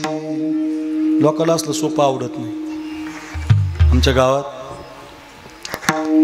कोरोनाच्या काळात एक अण्णा गेला. त्याला आम्ही अण्णा म्हणायचो, पण त्याचं नाव चोर अण्णा होतं. चोर अण्णा. काय नाव त्याचं? चोर अण्णा. चोर अण्णा का म्हणायचे माहिती आहे का? काही चोरायचं गावातलं, रुमणे हान, पासा हान, नांगरा हान, काही घेऊन जायचं. माईकवाल्याचं वायरच घेऊन जाय, पकवाजाचे गट्टेच घेऊन जाय, कणिकच घेऊन जाय, टाळच घेऊन जाय, हातोड्याच घेऊन जाय. काही चोरायचं. दिसलं की हान, दिसलं की हान, दिसलं की हान. नावच पडलं त्याला चोर अण्णा. चोर अण्णा आला म्हणून तर लोक दरवाजे लावायचे. इतका पक्का चोर होता. नेमका कोरोना आला आणि कोरोनाच्या काळात त्याला चोरीच करता येणार. सगळे घरीच गावाच्या वाट्यावर बसलं होतं आणि कोरोना आल्यामुळं गावात सप्ते नव्हते. पोथ्या लावायचे लोक. पोथ्याचा भोंगा असा बाहेर होता आणि ते वाट्यावर बसून तंबाखू मळीत होतं चोर अण्णा. आणि तेवढ्यात त्या पोथीतून असा अर्थ आला, एखाद्या माणसानं कितीही चोऱ्या केल्या आणि चोरी करणारा माणूस जर काशीला मेला तर त्याला चोऱ्याचं पाप लागत नाही. अण्णाच्या हातातली तंबाखू सटकली. बाबो म्हणला, कितीही चोऱ्या करा, काशीला मेलं की पापच लागत. सकाळी 10:30ला फोन लावला त्यानं मला. हॅलो बाबा, कुठे आहेत? कोण बोलतोय? म्हणले चोर अण्णा. काय मिळेल? काय नाही म्हणले, घरी यायला लागलो. अण्णा कशाला यायला लागलो? अण्णा घरी यायचं तर स्वपा घेऊन जायचं. अण्णा येणार म्हणल्यावर मी महाराज स्वप्याला धरूनच बसलो. आमच्या बायकोला म्हणलं तू टी व्ही धर, पोराला म्हणलं सायकली धरा, अण्णा आलाय जे कोण धरूनच. ते म्हणला ओ बाबा वस्तू नका धरू. म्हणला काही चोरीचा प्लॅन नाही म्हणला आज. मग कशाला आलते? गावात पोथी चालू आहे. म्हटलं मग त्याच्यात पोथीत वर्णन आलंय, एखादा माणूस जर काशीला मेला तर त्याला चोऱ्याचं पाप लागत नाही. म्हणलं खरंय, माऊलीची ओवी आहे, मोक्ष देऊनी उदार काशी होय कीर, परिवेचने लागे शरीर तिये गावी. हो खरंय म्हटलं, काय खोटं नाही त्याचे. म्हटले मग तुमचे ते गिरी बाबा, ऋतिक बाबा आहेत तिकडं सुलतानपूरला, अमरावतीला गजेंद्रदास बाबा आहे, आळंदीला माधव बाबा आहे, तसं तिकडं काशीला आहे का एखादा मित्र तुमचा?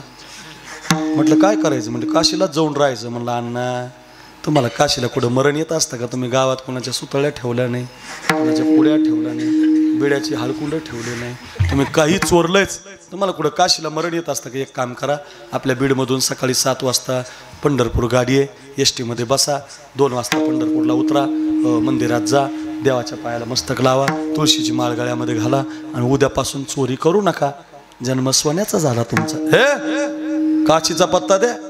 अरे म्हणलं याच्या डोक्यात फिट बसलंय आता.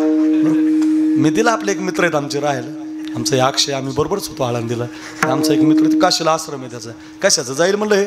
पण त्या काशीच्याच मित्राचा मला फोन आला एक दिवस, हॅलो बाबा तुमच्या गावचे कोणीतरी अण्णा आलेत, मला जरा जपून राहा. हे बाबा तो हे पुस्तकं आणील म्हणलं सारे ते तिकडे ते टाकी निघून तो सगळा आश्रम म्हणलं ते चोरे. 6 महिने बाबा हे अण्णा त्या आश्रमामध्ये राहिला माझ्याकडे. बघा किती महिने, 6 महिने. ते महाराजाच्या गावचा आहे म्हणून त्याला असा मस्त बदामाचा शिरा, काजूचा शिरा, रोज असा बदामाचा शिरा खायला करून बसा बसा विठाला विठाला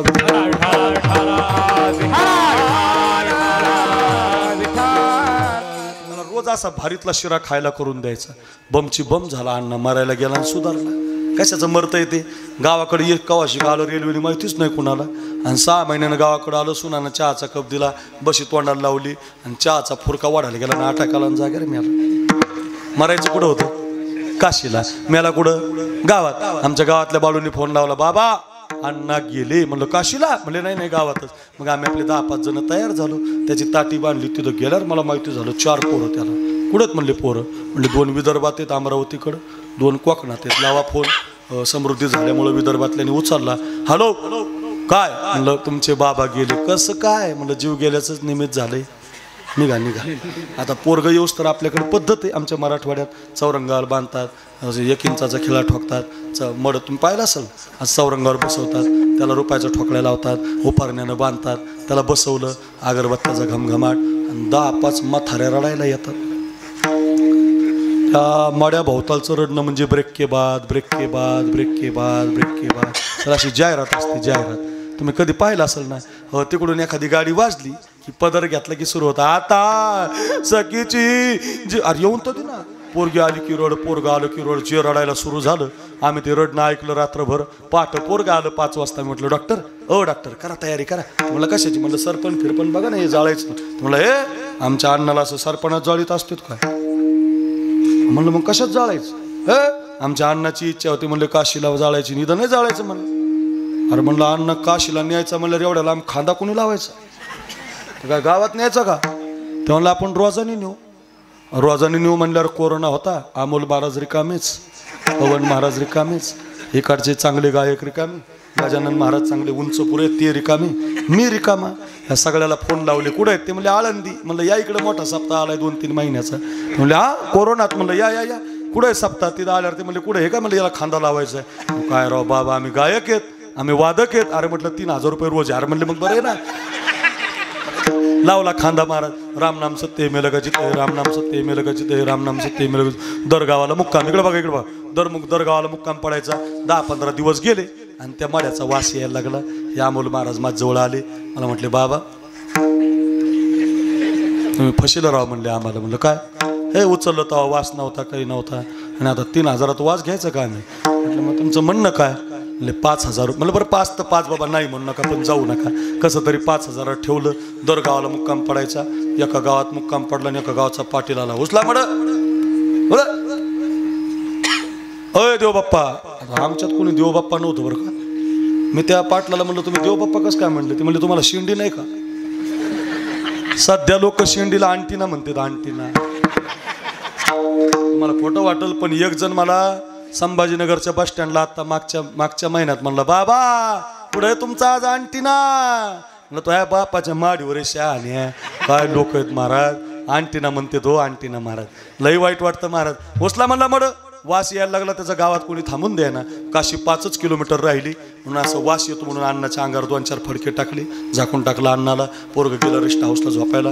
भजनी मंडळ लांब लिंबात झाडाखाली. मी एकटाच राखण, मी मुकादम ना, एकटाच राखण मी. 3:30ला मला झोप लागली. आता उद्या मातीच करायची होती त्याची 10 वाजायला आल्यामुळं. पण झालं असं नेमकं ते पाट काय झालं, वासाने एक ते एक येडं चलत आलं तिकडून काशीवर. त्याला अशी लांब दाढी आणि थंडीचे दिवस होते आणि त्या म्हाताऱ्याला अंगार घ्यायलाच काही नव्हतं. त्यानं आम्हाला सगळ्याला झोपीत पाहिलं आणि ते मड जे बांधलेलं होतं त्याला येडं म्हणलं, चल काढ एक पांघरायला. बरं आता मड कुठं देत असतं का महाराज? मड द्यायना म्हणल्यावर त्यांनी सोडल्या सुताळ्या. महाराज सुताळ्या सोडल्या, अण्णा द्याला ढकलून येडं घुसलं त्याच्यात. त्याने घेतलं तोंडावर, वासाने 2-4 कुत्रे आले. अण्णा उचलला, हाडका सगड सुपडा साप आणला. आता आम्हाला काय माहित रात्री बदललंय म्हणून आम्ही आपलं येडच उचललं. Going to Kashi. ब्राह्मण गोळा झाले. कुठून आले? बीड जिल्हा. बाबो लय लांबून आले. म्हणलं लय पवित्र अन्न आणलाय, घ्या ताटीवर. त्यांनी असं ताटीवर घेतला. आम्ही असं बाजून उभं राहिलो. ते म्हटले करायची का सुरुवात? म्हटलं काय असते सुरुवात? म्हटलं गंगेचं पाणी आणावं लागतं, त्याच्यात मंत्र म्हणावे लागतात आणि तोंडावर पाणी. आता आम्हाला माहितीच नव्हतं बदललंय म्हणून आम्ही आपलं गंगेचं पाणी आणून दिलं. 1 लाख रुपयाची बोली लागली. 1 लाख रुपये असे खिशात ठेवले. ब्राह्मणांनी मंत्र सुरू केले आणि ते म्हटले घ्या फडकं मागं. आमच्या अमोल मार झाला. म्हणलं सगळं तुम्हीच केलंय, तेवढं वर चढा, फडकं वडा. वर चढले ते फडकं ओढलं तर खालीच उडी मारली. म्हटले बाबा घोटाळा झाला. म्हटलं काय? आपण जेव्हा अन्नाला उचललं होतं तेव्हा दाढी नव्हती राव, आता आली काय? ते म्हणले हा. म्हणलं काही म्हणता का? असं टाच वर करून पाहिलं तर खरंच दाढी. अरे म्हणलं मेल्यावर काय जास्त येते का काय मला समजाना. ब्राह्मणाने डोळे झाकले, इकडे बघा, आणि मंत्र म्हणून जसं तोंडावर पाणी मारलं तसं येड्यानं जांभळी दिली. हा येड्यानं जांभळी देणं आणि बामन देवाचा काष्टा पिवळा होणं संग. मी म्हणलं 1 लाख. ते म्हणला तुला जिवंत आहे ते. धावतच गेलो. म्हणलं अरे आमचा अण्णा त्याला मला ढकलून रात्री, मला काय माहिती. हाणला कुत्र्यानी. महाराज दृष्टांत संपला. हसण्यासाठी नाही सांगितला, शिकण्यासाठी सांगितला. तुम्ही कितीही प्रयत्न केले तर काशीला मरण येणार नाही. एवढ्या लांब तुम्ही जाऊ शकणार नाही. सोपं काम करा, माझ्या पंढरपूरला जा. कानोपात्रेसारखी भक्ती करा, ज्ञानोबारायांसारखी भक्ती करा. मिळेल काय जन्मालो त्याची, आजी फळ झाली साची. एवढे तरणे बांड पोरं इथं बसलीत बघा. ही आत्ता आलेली साहेब मंडळी, आत्ताची तरुण मंडळी. आमच्या ऋतिक बाबावर आपण प्रेम करता. तरुणांनो चांगले महाराज तुम्हाला मिळाले. तरुणांनो ध्यानात ठेवा, साधूचा आश्रय. साधू आपल्या जीवनात बदल करत असतो, जन्माचं सोनं करत असतो. गजेंद्रदास महाराजांची कथा आपलं जीवन बदलून टाकत असते. अक्रूर महाराजांची एखादी कथा जीवनामध्ये परिवर्तन करत असते. ऐका ऐका माझ्या तरुणांनो, ऐका. 5 मिनिटं राहिलेत माझे.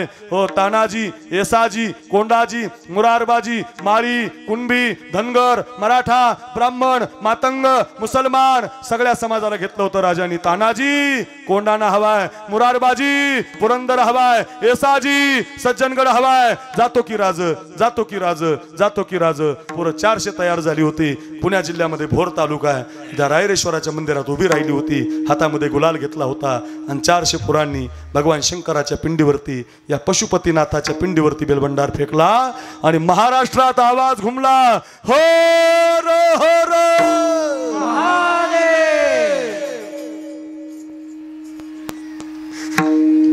आमचे 2-4 जण इमानदारीने म्हटले, तुम्ही काय पाकिस्तानातले काय?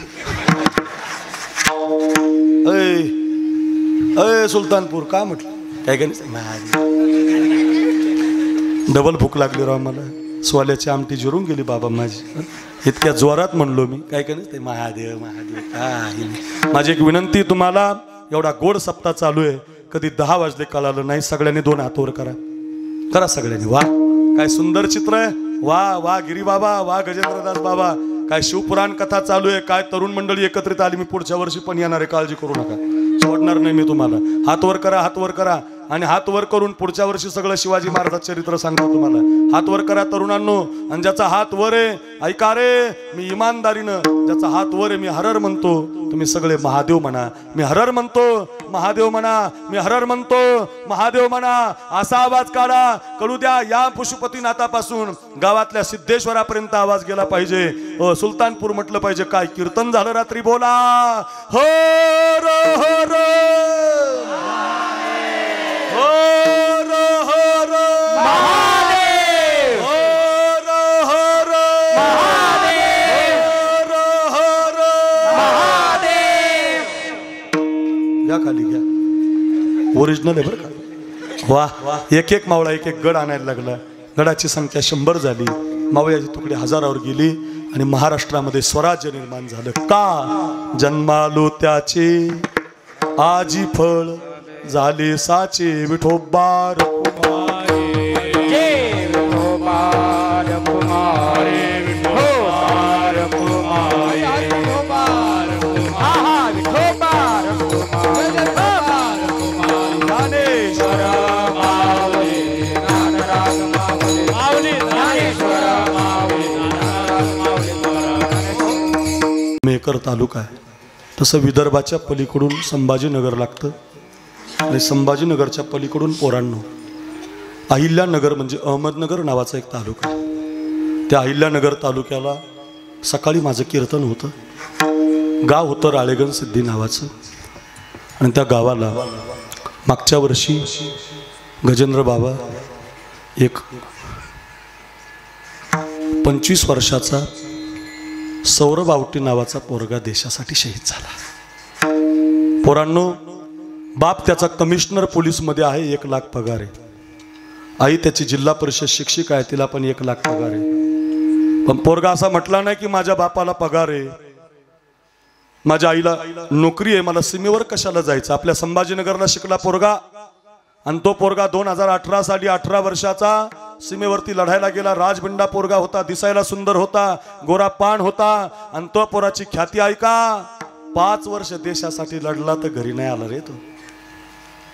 जिंदा रहने के मौसम बहुत है मगर जान देने की रुत रोज आती नहीं. हुस्न और इश्क दोनों को रुसवा करे ये जवानी जो खून में नहाती नहीं. आज धरती बनी है दुल्हन साथियों अब तुम्हारे हवाले वतन साथियों. देशासाठी झालंय माझं कीर्तन. रोज शेवटी 5 मिनिटं सांगतो, ऐका ऐका रे. साखरे महाराज नाव टाका, अक्रूर महाराज साखरे नाव विठोबला. माझे 200 कीर्तन आहे. शिवानावी आहे, तानाजी आहे, मुरारबाजी आहे, येसाजी आहे, माझी जातीचे भोळे भाविक आहेत. 200 अभंगावरती 200 कीर्तन सापडतील तुम्हाला. प्रत्येक शूरवीराचं चरित्र सांगितलेलं मी महाराज आहे. डायरीमध्ये माझ्या जागा नाही. रोजची 2-2 कीर्तन करतो. अभिमान नाही सांगत तुम्हाला माझा, पण रोजची कीर्तन करताना मला मुंबईला जायचंय पनवेलला सकाळी, रात्रभर प्रवास करायचा आहे. पण ऐका 2 मिनिटं घेतोय मी तुमची. 10ला अजून 2 मिनिटं बाकी आहेत. माझ्याकडे बघा, घेऊन जा घरी. पोरगा देशासाठी 5 वर्ष लढला तर फक्त वर्षातून एकदा घरी यायचं. आणि मागच्या वर्षी दिवाळीला 15 दिवसाची सुट्टी त्यानं घेतली होती आणि दिवाळी झाल्यावर तो गेला तर तो कॅप्टन झाला. गजेंद्रदास बाबा 5 मेडल त्याच्या छातीला लागले होते. गिरी बाबा तरणा बाण, तुम्ही जशी तरुण पोरं घडवताय, व्यसनाच्या बाहेर काढताय, चांगलं काम झालं. बळीराम बाबांनी आपल्याला हा गिरी बाबा दिलाय. सोडू नका बरं या बाबाला. आता चांगलं सांभाळा सगळ्यांनी. संतांच्या विचारात राहा. तरुणांनो, देशासाठी, धर्मासाठी, देवासाठी, मंदिरासाठी, गावासाठी व्यसनाच्या पुढे जाण्याची गरज आहे आपल्याला. सगळ्या तरुणांचा मी महाराज आहे. माझं एवढं घरी घेऊन जा. ऐका रे.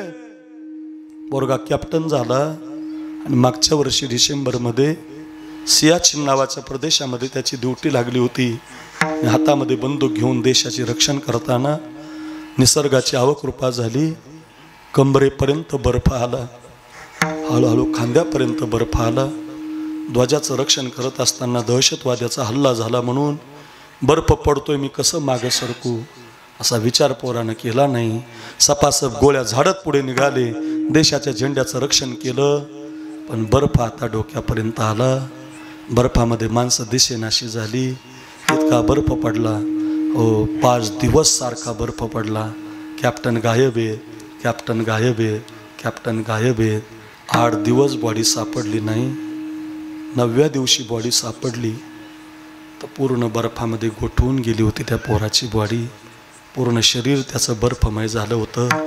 बर्फाचे तुकडे करताना, त्या पोराला बर्फातून बाजूला काढताना त्या पोराचा 1 हात कापावा लागला, छाती कापावी लागली, त्याचा 1 पाय सुद्धा कापावा लागला.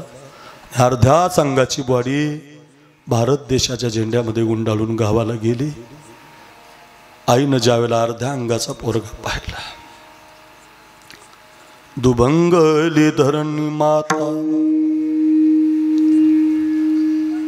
फाटले आकाश, फाटले आकाश, कधी भेटणार माझा राजा बाळ सखा ग बाळ सखा.